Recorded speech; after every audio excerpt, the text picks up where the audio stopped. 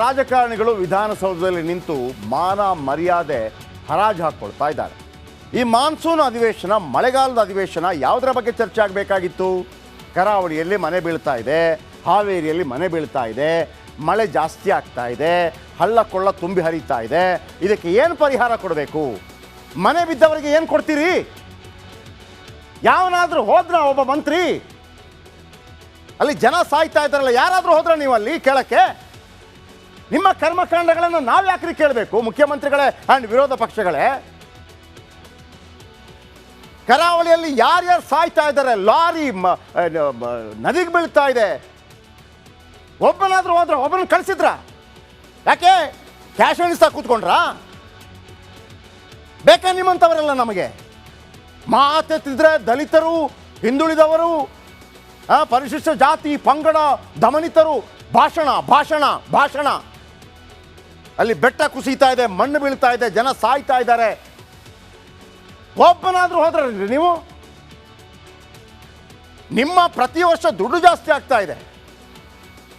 63 ಕೋಟಿ ಕೊಡಿ ಮೂಡ ಬಗ್ಗೆ ಅಂತ ಕೇಳಿದ್ರಿ ನೀವು? ಯಾರಾದ್ರೂ ಹೋದ್ರೇನ್ರಿ? ಆ ಮಳೆ ಅಲ್ಲಿ ತತ್ತರಿಸ್ತಾ ಇದೆ. ಪಿರಿಯಾಪಟ್ಟಣದಲ್ಲಿ ಇವತ್ತೊಂದು ಕೇಸ್ ಆಯ್ತು. ಪಾಪ ಮನೆ ಹೇಗಿದೆ ಅಂತಂದ್ರೆ ಮಗುನ ಹೊರಗೆಸೆದು ಆಕೆ ಸತ್ತೋಗ್ಬಿಟ್ರು. ಹಾವೇರಿಯಲ್ಲಿ 3 ಮಕ್ಕಳು ಸತ್ತೋಗ್ಬಿಟ್ರು. ಉತ್ತರ ಕನ್ನಡದಲ್ಲಿ ಪ್ರತಿ ದಿನ ಸಾಯ್ತಾ ಇದ್ದಾರೆ. ಮನೆ ಕೊಚ್ಚೋಗಿದೆ. ಹೇಳೋರಿಲ್ಲ ಕೇಳೋರಿಲ್ಲ. ವಾಸನೆ ಭರಿಸ್ತಾ ಇದ್ದೀರಿ ನೀವು ರಾಜಕಾರಣಿಗಳು. ನಿಮ್ಮ ಬಗ್ಗೆ ಅಸಹ್ಯ ಆಗ್ತಾ ಇದ್ದಾರೆ. ನಿಮ್ಮ ಬಗ್ಗೆ ಪಕ್ಷಾತೀತವಾಗಿ ಹೇಳ್ತಾ ಇದ್ದೀನಿ. ಯಾವುದರ ಬಗ್ಗೆ ಚರ್ಚೆ ಆಗಬೇಕು ನಿಮಗೆ? ವೀಕ್ಷಕರೇ, ಒಂದು ದಿವಸಕ್ಕೆ 60 ಲಕ್ಷ ಖರ್ಚಾಗುತ್ತೆ. ಒಂದು ದಿವಸಕ್ಕೆ ಅಧಿವೇಶನಕ್ಕೆ 60 ಲಕ್ಷ ಖರ್ಚಾಗತ್ತೆ. 60 ಲಕ್ಷ ಒಂದು ದಿನಕ್ಕೆ. 10 ದಿನಕ್ಕೆ 6 ಕೋಟಿ ಮಣ್ಣಂಗಟ್ಟಿ. ಇವರ ಒಂದು ನಯ ಪೈಸಾ ಇಲ್ಲ ಅದರಲ್ಲಿ. ಇಡೀ ಸದನ ಇದಕ್ಕಾಗಿ ಯೂಸ್ ಮಾಡ್ತಾ ಇದ್ದೀರಿ. ಕಳ್ಳರ ಸಂತೆ ನೀವು, ಕಳ್ಳರ ಸಂತೆ. ನಮ್ಮ ಕರ್ಮ ನೋಡಿ, ಯಥಾ ರಾಜ ತಥಾ ಪ್ರಜಾ ಆಗುವಂಥ ಪರಿಸ್ಥಿತಿ ಬಂದಿದೆ. ಎಲ್ಲರೂ ಕಳ್ಳರಾಗ್ತಾ ಇದ್ದಾರೆ. ರಾಜ, ಮಂತ್ರಿ, ಅಧಿಕಾರಿ, ಆಮೇಲೆ ಇದ್ದ ಬದ್ದವನ್ನೆಲ್ಲ ಕಳ್ಳ. ಯಥಾ ರಾಜ ತಥಾ ಪ್ರಜಾ ಹಂಗಾಗ್ಬಿಡುತ್ತೆ ನೋಡಿ. ಇವತ್ತೇನಾಯ್ತು? ಏನಾಗಬೇಕಾಗಿತ್ತು? ಇವತ್ತು ಏನಾಯಿತು? ಜನರ ಸಮಸ್ಯೆಗಳ ಬಗ್ಗೆ ಮಾತಾಡಿದ್ರ? ನೀನೆಷ್ಟು ಹೊಡೆದೆ, ನಾನೆಷ್ಟು ಹೊಡೆದೆ, ನೀನೆಷ್ಟು ಹೊಡೆದೆ, ನಾನೆಷ್ಟು ಹೊಡೆದೆ ದುಡ್ಡು. ಬನ್ನಿ ಸ್ಟೋರಿ ನೋಡಿ.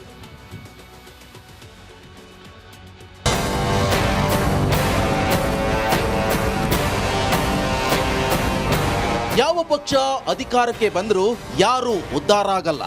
ಉದ್ಧಾರ ಆಗೋದು ರಾಜಕಾರಣಿಗಳು ಮಾತ್ರ ಅಂತ ಕೆಲವರು ಹೇಳ್ತಾರೆ. ಆ ಮಾತು ಕರ್ನಾಟಕದಲ್ಲಿ ಅಕ್ಷರಶಃ ಸತ್ಯವಾಗುತ್ತಿದೆ. ಕಾಂಗ್ರೆಸ್ ಸರ್ಕಾರ ಬಂದು 1 ವರ್ಷ ತುಂಬುತ್ತಿದ್ದಂತೆಯೇ ಒಬ್ಬ ಮಂತ್ರಿ ರಾಜೀನಾಮೆ ಕೊಟ್ಟ. ಸಿಎಂ ಸಿದ್ದರಾಮಯ್ಯನವರೇ ವಾಲ್ಮೀಕಿ ನಿಗಮದಲ್ಲಿ ಹೆಚ್ಚು ಕಡಿಮೆ 90 ಕೋಟಿ ಹಗರಣ ನಡೆದಿದೆ ಅಂತ ಒಪ್ಪಿಕೊಂಡ್ಬಿಟ್ರು. ಅಧ್ಯಕ್ಷರೇ, 187 ಕೋಟಿ ಲೀಟಿ ಹೊಡೆದ್ಬಿಟ್ರು, 180 ಹೊಡೆದ್ಬಿಟ್ರು ಅಂತ ಹೇಳ್ತಾರೆ. 187 ಕೋಟಿ ಅಲ್ಲ, 89 ಕೋಟಿ 62 ಲಕ್ಷ. 187 ಕೋಟಿ MG ರೋಡ್ ಬ್ಯಾಂಕಿಗೆ ಹೋಗಿ ಜಮಾ ಆಗಿದೆ ಅಷ್ಟೇ.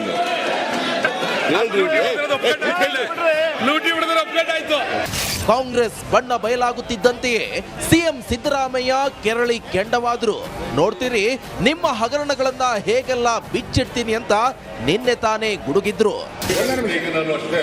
ತೆಗಿರಿ, ಯಾರು ನಿಮ್ನ ತಡೆದಿದ್ದಾರೆ? ನಿಮ್ಗೆ ಅಧಿಕಾರ ಕೊಟ್ಟಿರೋದೇ ಎಲ್ಲ ಸರಿ ತೆಗಿತೀನಿ. ಈಗ ಭ್ರಷ್ಟಾಚಾರದ ವಿರುದ್ಧವಾಗಿದ್ದೀವಿ. ಭ್ರಷ್ಟಾಚಾರ ಕೆಲವ್ರದೆಲ್ಲ ತೆಗಿತೀನಿ. ಈಗ ಯಾರ್ಯಾರು ನಡೆದಿದೆ ಅನ್ನೋದೆಲ್ಲ ತೆಗಿತೀನಿ. ಈಗ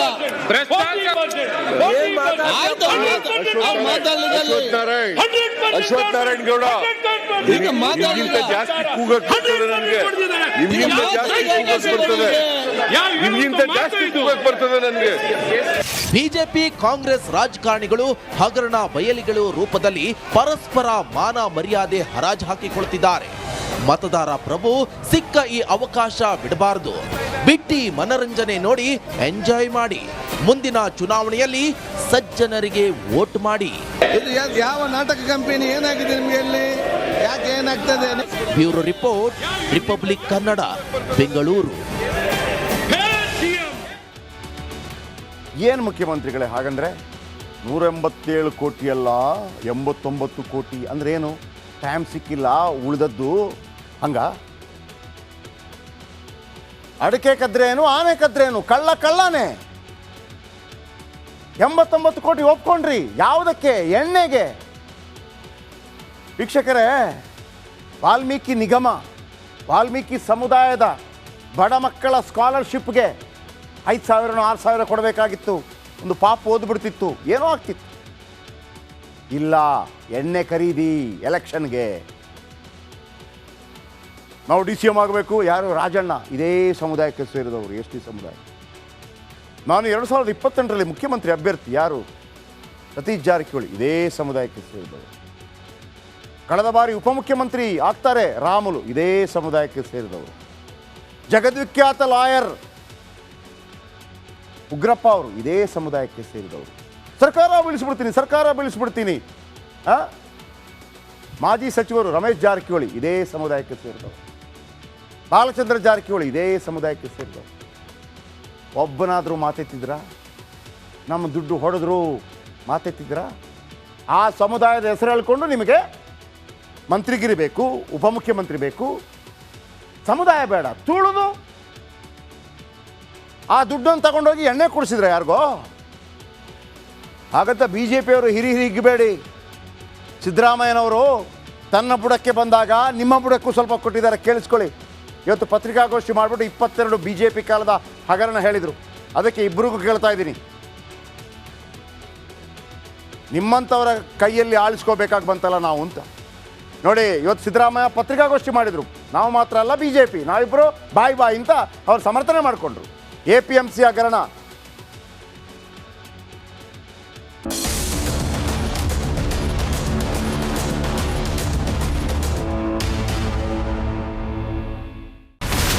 ಇಲ್ಲಿರುವಂತ ಈ ಒಂದು ಗುಡ್ಡ ಕುಸಿದ ಪರಿಣಾಮ ಯಾವ ರೀತಿಯಾಗಿತ್ತು ಅಂತಂದ್ರೆ, ಗಂಗಾವಳಿ ನದಿ ಪಕ್ಕದಲ್ಲಿರುವಂತಹ ಉಳುವರ ಎನ್ನುವ ಗ್ರಾಮ ಸಂಪೂರ್ಣವಾಗಿ ಇವತ್ತು ನಾಶ ಆಗಿದೆ. ಮನೆ ಮಠ ಏನಿಲ್ಲ, ಎಲ್ಲ ಹೋಗ್ಬಿಟ್ಟಿದೆ. ಇವತ್ತು ರಿಪಬ್ಲಿಕ್ ಕನ್ನಡ ಮಾಡಿದಂತ ಒಂದು ವರದಿಯಿಂದಾಗಿ ಎಚ್ಚೆತ್ತುಕೊಳ್ಳುವಂತ ಕೆಲಸ ಸರ್ಕಾರ ಮಾಡಿದೆ, ಸಚಿವರು ಕೂಡ ಮಾಡಿದ್ದಾರೆ. 2 ಗಂಟೆಗೆ ಸುದ್ದಿ ಮೂಡಿಸಿದ್ದು 6 ಗಂಟೆಗೆ ಎಲ್ಲ ಸಚಿವರು ಮಿನಿಸ್ಟರ್ ಎಲ್ಲ ಬಂದು ಇಲ್ಲಿ ನೋಡೋಗಿದ್ದಾರೆ.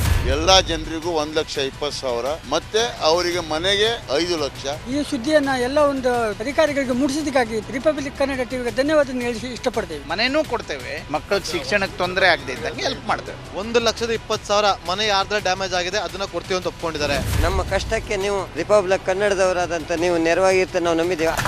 ಅವರಿಗೆ ಸೂರನ್ನ ಕಲ್ಪಿಸಿ ಕೊಡೋವರೆಗೂ ಕೂಡ ರಿಪಬ್ಲಿಕ್ ಕನ್ನಡ ಅವರಿಗೆ ಧ್ವನಿಯಾಗಿ ನಿಲ್ಲುವಂತ ಕೆಲಸವನ್ನ ಮಾಡುತ್ತೆ.